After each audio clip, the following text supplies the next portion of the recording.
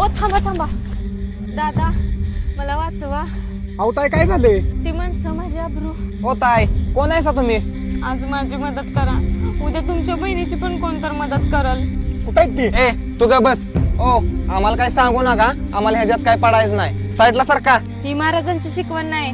महाराजांच्या काळात कोणत्याही स्त्रीवर अन्याय होत नव्हता. जर कुणी अन्याय केलाच तर त्याचे हातपाय कापण्यात येत होते. तेव्हा महाराजांचा काळ होता, आता यो काळ वेगळा आहे. सॉरी ताई.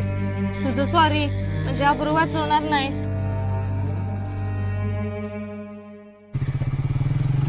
येतो मग गाडी.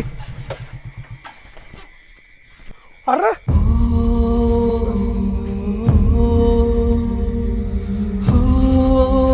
ताई,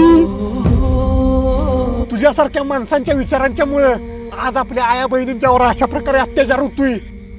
हा काळ जरी महाराजांचा नसला तरी पण अजूनही महाराजांची शिकवण तीच आहे. ताई माफ करा आम्हाला.